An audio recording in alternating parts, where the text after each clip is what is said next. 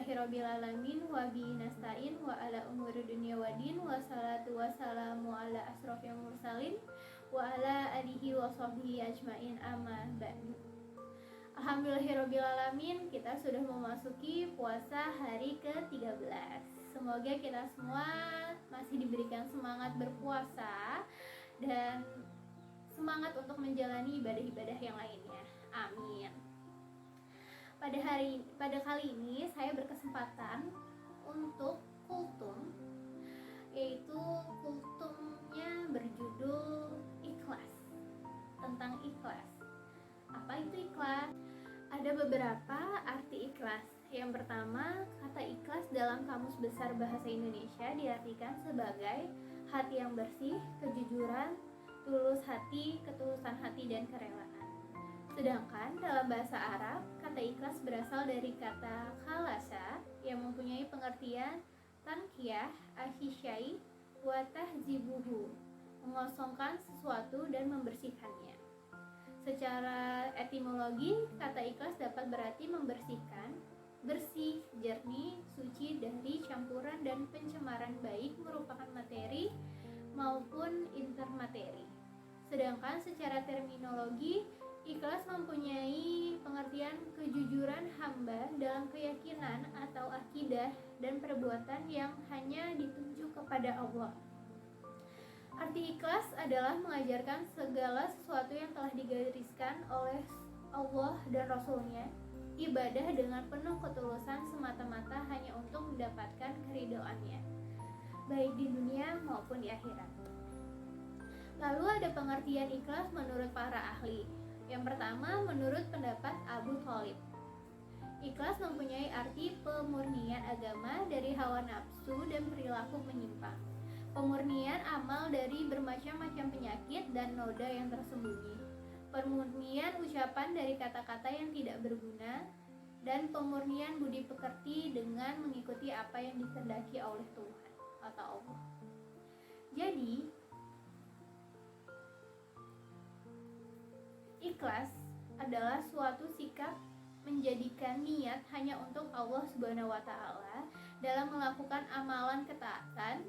Jadi, amalan ketaatan tersebut dilakukan dalam rangka mendekatkan diri kepada Allah Subhanahu wa Ta'ala, bukan kepada pujian dari manusia.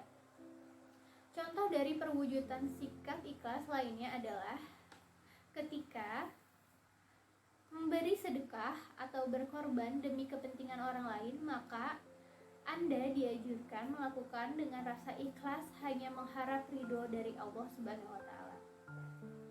Ikhlas bisa dibilang sebagai salah satu syarat penting dalam beramal dan beribadah.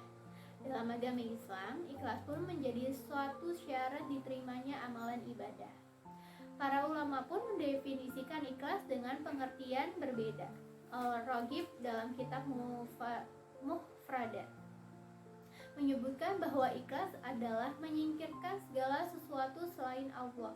Sementara itu, Syalib Abdullah mengatakan bahwa ikhlas adalah menjadikan seluruh gerak dan diam hanya untuk Allah Subhanahu wa Ta'ala. Lalu dari Abu Al-Hashim Al-Qushairi pun juga memberikan pendapat mengenai definisi ikhlas. Menurutnya, ikhlas adalah yang berkeinginan untuk menegaskan hak-hak Allah Subhanahu wa Ta'ala dalam setiap perbuatannya. Seorang yang memiliki sifat ikhlas akan berbuat sesuatu karena Allah Subhanahu wa Ta'ala, bukan untuk mendapatkan pujian atau hadiah.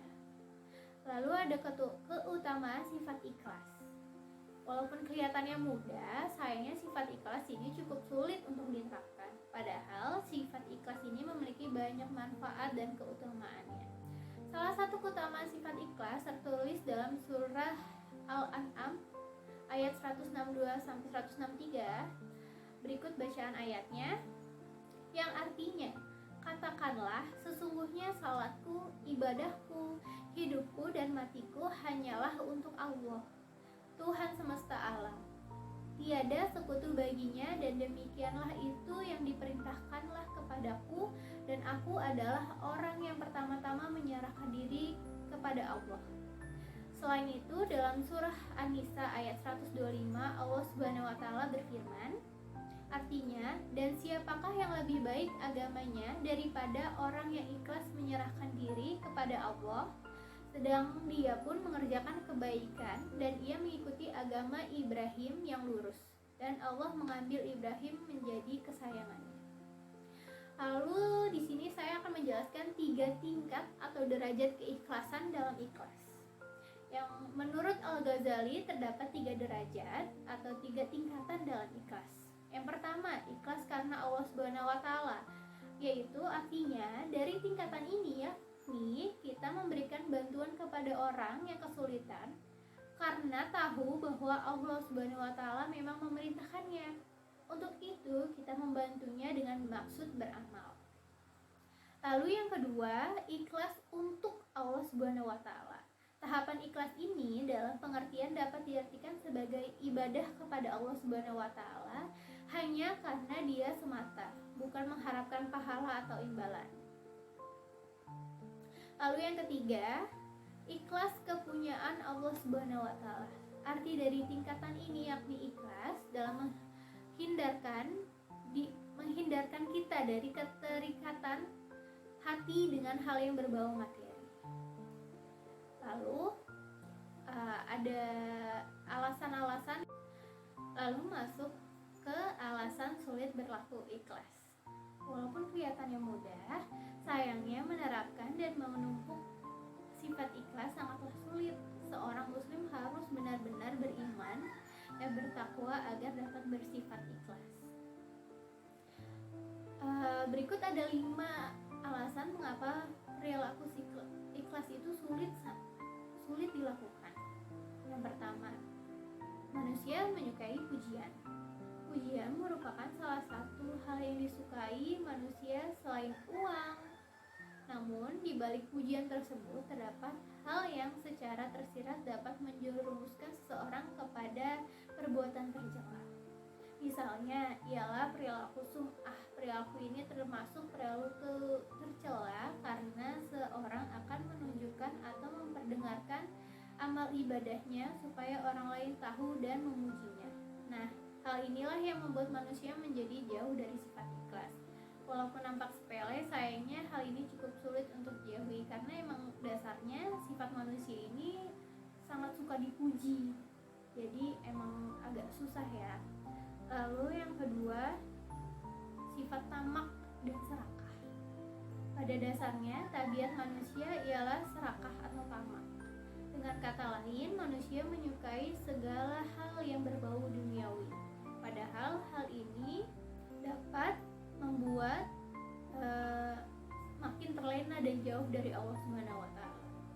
Dalam Al-Qur'an surat Al-Fajr ayat 20, Allah Subhanahu wa taala berfirman yang artinya, dan kalian cinta sekali dengan harta dunia dengan kecintaan yang luar biasa. Selain itu, Rasulullah Shallallahu alaihi wasallam juga bersabda, kalau seorang anak Adam memiliki emas sebanyak sebuah lembah, dia akan mencari lembah emas kedua. Dan kalau dia punya lembah emas kedua, maka ia akan mencari lembah emas yang ketiga. Kapan ini akan berakhir? Nabi mengatakan, dan tidak ada yang mengisi perut anak Adam sampai perutnya penuh kecuali tanah. Maksudnya di sini tuh manusia tidak akan berhenti mencari harta sampai ia mati, seperti itu. Lalu yang ketiga, tidak suka dicela.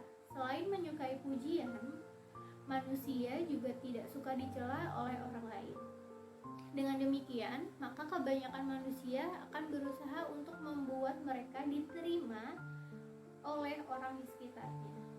Padahal hal ini dapat menjerumuskan pada keburukan, sebab apa yang dilakukan tidak ikhlas dan hanya karena ingin mendapatkan pengakuan. Akhirnya, orientasi seseorang tersebut bukan karena Allah Subhanahu wa taala lagi. Lalu yang keempat, egois atau memikirkan diri sendiri. Salah satu perilaku yang membuat kita kesulitan menerapkan sifat ikhlas, yakni egois atau mementingkan diri sendiri. Bahkan selain jauh dari ikhlas, tindakan ini juga membuat seorang berperilaku buruk dan tidak peduli dengan sesama umat muslimnya. Yang kelima, tidak tahu manfaat sifat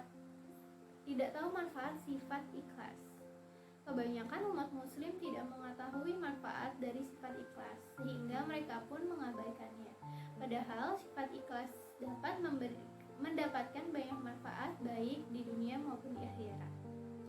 Sebab Allah Subhanahu wa taala menyukai seorang hamba yang bersifat ikhlas dan sabar.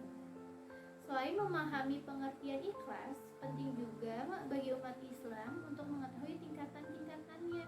Para ulama telah membagi ikhlas dalam 3 tingkatan. Yang pertama, tingkat ikhlas yang tertinggi adalah ikhlas al-khawas. Ikhlas al-khawas yaitu saat seorang mampu membersihkan perbuatan amalannya dari perhatian manusia lain, dari beramal seakan tidak ada yang diinginkan dari ibadah selain menjalankan perintah Allah dan melakukan hak perhambaannya.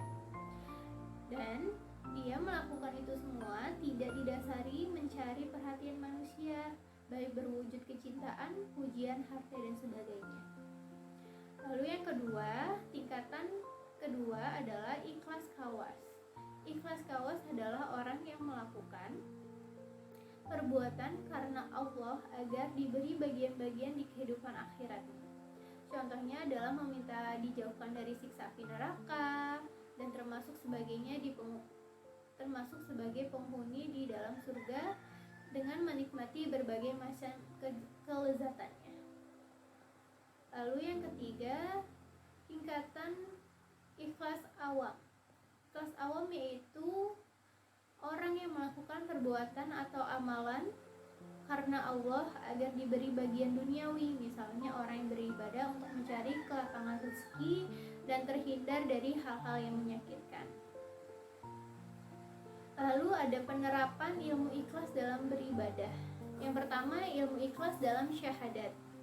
Nabi Muhammad SAW bersabda, tidaklah ada satu jiwa pun yang meninggal dalam keadaan bersyahadat La ilaha illallah dan aku adalah Rasulullah, yang itu semua kembali kepada hati seseorang mukmin, ikhlas dari lubuk hatinya, kecuali Allah akan beri ampunan kepadanya.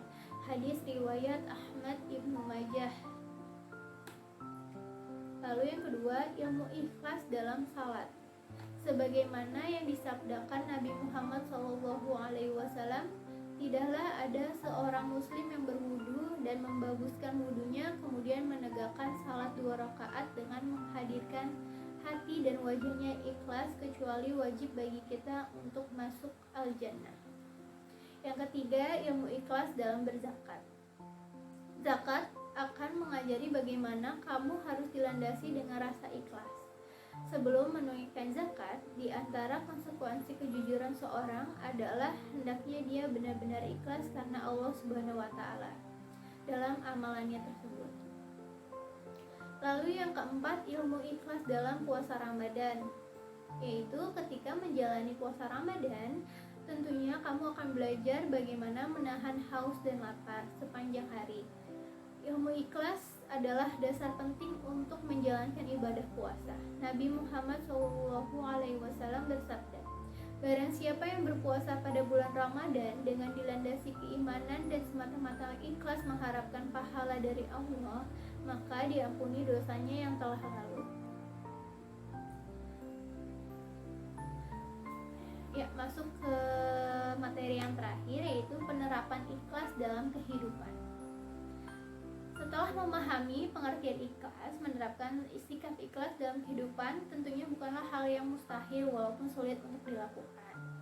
Tentunya kesulitan tersebut akan membuahkan hasil yang sangat besar, yaitu Anda akan mendapatkan ketenangan jiwa dan menjalani hidup. Anda bisa menerapkan sifat ikhlas dalam kehidupan dan melakukan beberapa hal.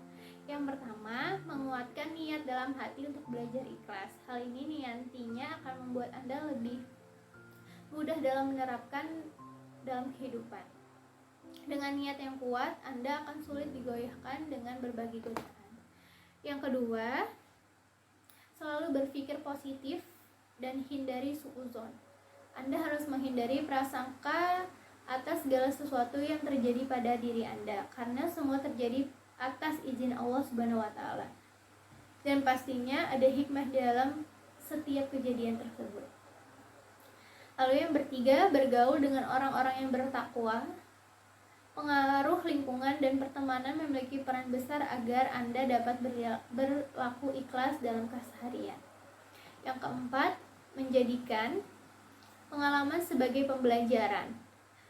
Anda harus berhenti untuk menyalahkan keadaan, tapi menjadikan pengalaman sebagai guru terbaik. Ambil hikmah dari setiap kejadian yang menimpa Anda, karena akan selalu ada kebaikan di dalamnya, insya Allah.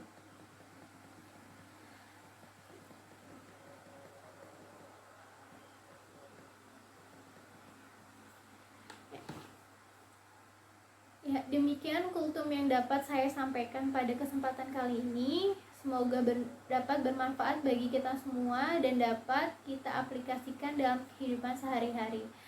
Lebih dan kurangnya mohon dimaafkan. Yang benar datangnya dari Allah Subhanahu wa taala yang Maha Besar, Maha Benar, dan yang salah, khilaf atau keliru itu datangnya dari saya. Saya pribadi sebagai manusia biasa yang tidak pernah luput dari kesalahan, khilaf ataupun dosa. Wassalamualaikum warahmatullahi wabarakatuh.